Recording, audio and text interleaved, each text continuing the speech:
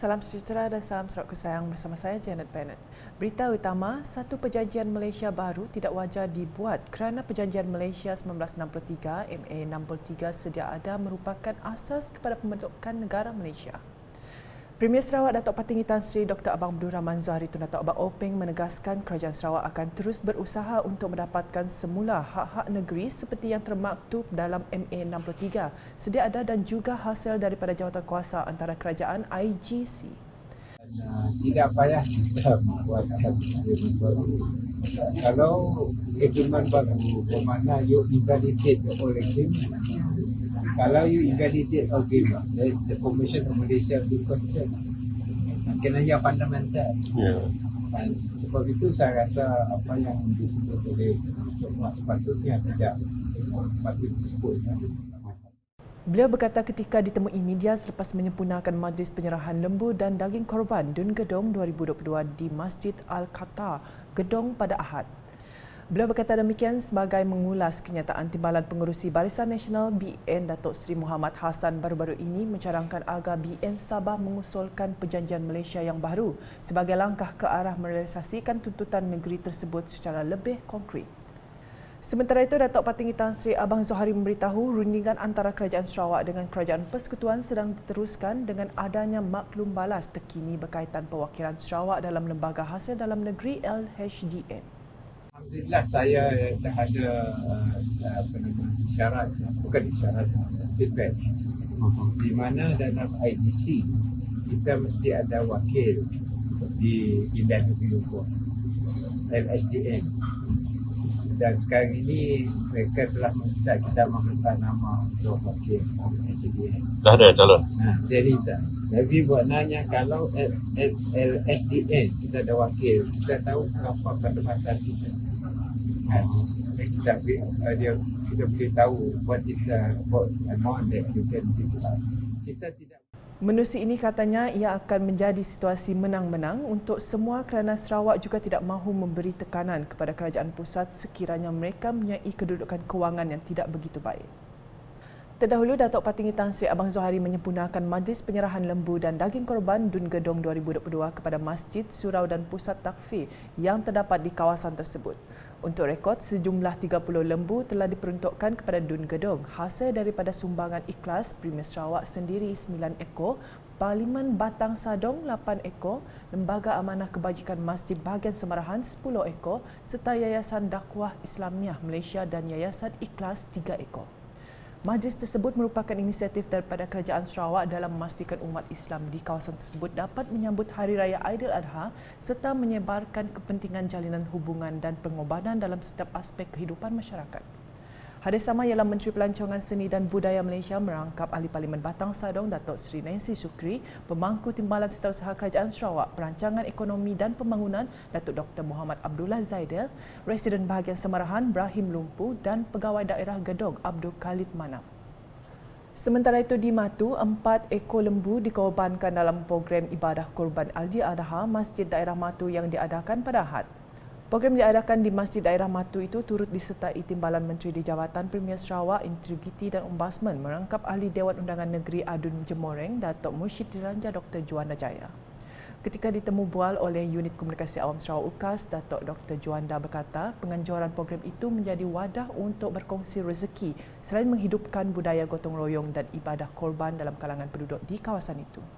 Alhamdulillah pada kali ini kita mendapat penyertaan yang cukup baik daripada penduduk kampung sekitar Karyah Masjid Daerah Matu, dan pada pagi ini kita mengadakan gotong royong bersama-sama dengan penduduk di kawasan menyembelih, melapah daging, dan insya-Allah selepas ini akan diagihkan daging-daging ini ke masjid-masjid dan surau yang berdekatan sebagai cara kita mewujudkan perkongsian rezeki bersama-sama dengan penduduk di kawasan ini. Di samping kita menghidupkan budaya gotong royong dalam rangka kita menghidupkan amal ibadat pada Hari Raya Korban, Hari Raya Haji. Karena sesungguhnya menyembelih binatang pada Hari Raya Korban merupakan ibadat yang terbaik untuk dilakukan bagi meraihkan ibadat ini. Sementara itu, pengerusi jawatan kuasa Masjid Daerah Penghulu Masaleh, Syekh Jeni Syahdan menzahirkan rasa syukur kerana ibadah korban dapat diadakan tahun ini setelah beberapa tahun tidak dapat dilaksanakan akibat COVID-19. Beliau juga berterima kasih kepada Datuk Dr. Juanda kerana telah melakukan sendiri penyembelihan 4 ekor lembu itu dan kepada semua yang hadir kerana membantu melancarkan majlis tersebut. Dalam pada itu, penduduk dari sekitar kawasan Dewan Undangan Negeri Dun Jemoreng menerima agihan daging di pekarangan Masjid Daerah Matu pada Sabtu. Timbalan Menteri di Jabatan Premier Sarawak Integriti dan Ombudsman Datuk Moshid Diranja Dr. Juana Jaya berkata, tujuan pengagihan daging tahunan itu adalah untuk menceriakan penduduk kampung menjelang sambutan Hari Raya Aidiladha. Selain itu, kata beliau, ia dapat menghidupkan kembali amalan gotong royong antara Jawatankuasa Kemajuan dan Keselamatan Kampung JKKK, masjid dan surau serta mengeratkan lagi perpaduan dalam kalangan penduduk kampung.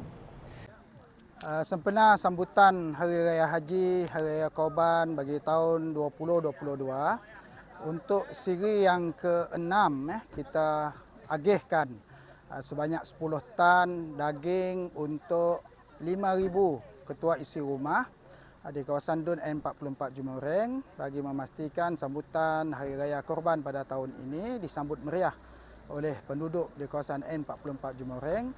Saya juga ambil maklum ramai yang balik ke kampung kerana cuti agak panjang sewaktu Hari Raya Haji kali ini, dan ramai juga yang ambil kesempatan balik ke kampung menziarahi sanak saudara kerana kemungkinan Hari Raya puasa yang lepas mereka tidak dapat balik.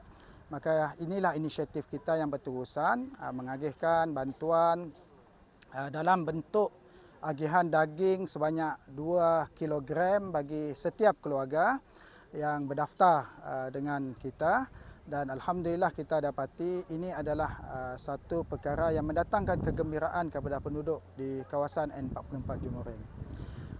Penghulu Masaleh Cik Jeni Syahdan turut berkesempatan menzahirkan penghargaan kepada Datuk Juana Jaya kerana telah mengagihkan daging kepada semua warga Dun Jemoreng pada tahun ini.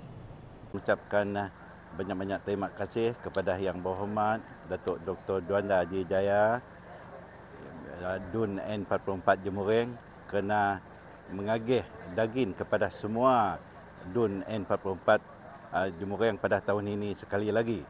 Saya rasa inilah kali yang ke-6 beliau mengagihkan daging semua bukan untuk kaum Islam saja, malah untuk orang Cina dan Iban juga dibagikan juga semua.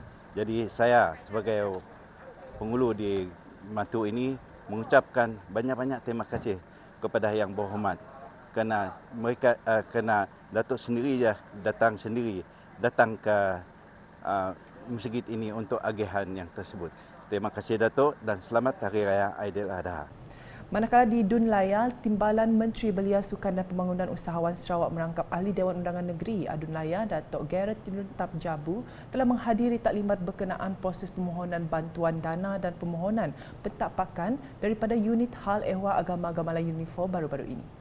Dalam ucapan ringkasnya, Datuk Gareth Runtap berharap taklimat itu dapat membantu penganut agama masing-masing memahami dengan lebih baik prosedur permohonan bantuan dana dan pentapakan seperti yang ditetapkan oleh Unifor. Dalam perkembangan lain, Adun Laya itu telah menghadiri taklimat tentang Sarawak Gerontology and Geriatrics Society (SGGS) di Pusat Digital Hub Betong. SGGS adalah satu pertubuhan yang fokus kepada penjagaan kesihatan untuk golongan yang sudah berusia.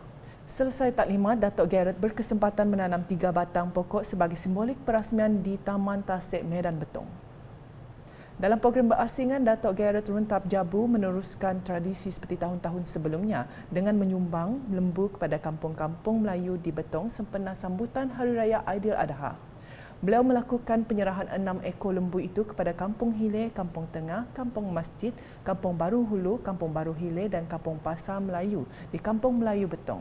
Pada tahun ini, Adun Kalaka Muhammad Duri turut bermurah hati menyumbang 6 ekor kambing untuk 6 buah kampung Melayu di Betong.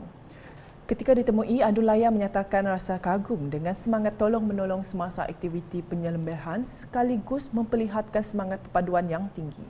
Sejurus selepas itu, Datuk Gareth menyempurnakan simbolik perasmian pertandingan tendangan penalti inter-tim SUT sampai Bisak tertutup Kampung Melayu Betong bertempat di Kompleks Sukan Betong. Pertandingan itu dianjurkan oleh Jawatankuasa Kebudayaan Sukan dan Rekreasi KESUREK Kampung Melayu Betong dan sebekas cawangan layar sempena sambutan Hari Raya Aidiladha. Laporan seterusnya, Ahli Dewan Undangan Negeri Adun Ngemah Anyi Jana menjelaskan beliau telah merangka plan perancangan 1 hingga 3 tahun dan 1 penggal 2021 hingga 2025 dalam usaha membawa pembangunan di konstitusinya. Bagi mencapai pelan pembangunan itu, Anyi telah mengadakan kunjungan hormat terhadap agensi kerajaan persekutuan dan negeri bagi mendapatkan informasi terkini mengenai situasi di Dun Ngemah. Melalui kunjungan hormat tersebut, katanya beberapa perkara yang sering dibangkitkan oleh penduduk akan diambil tindakan sewajarnya seperti penyediaan kemudahan infrastruktur dan juga capaian talian komunikasi di kawasan itu. Beliau berkata demikian pada Majlis Perasmian Tanju dan Ngiling Bidai di Rumah Madang, Nanggabuan, Kenawit pada Sabtu. Sehubungan itu, beliau menyeru semua penduduk agar terus menyokong kerajaan semasa khasnya Kerajaan Gabungan Parti Sarawak GPS kerana telah terbukti dalam memperjuangkan hak dan membawa pembangunan kepada Sarawak khasnya di kawasan luar bandar. Mengulas mengenai projek Tanju Rumah Madang, beliau berkata ia merupakan projek transformasi luar bandar RTP Kerajaan Sarawak, inisiatif Kerajaan GPS dalam membawa pembangunan kepada rakyat di kawasan luar bandar. Sekian edisi Tengah Hari bersama saya, Janet Bennett. Berita lebih lanjut boleh didapati di semua platform media sosial UKAS termasuk portal ukas.sarawak.gov.my dan UKAS channel di YouTube. #Menjawab Fakta, salam UKAS.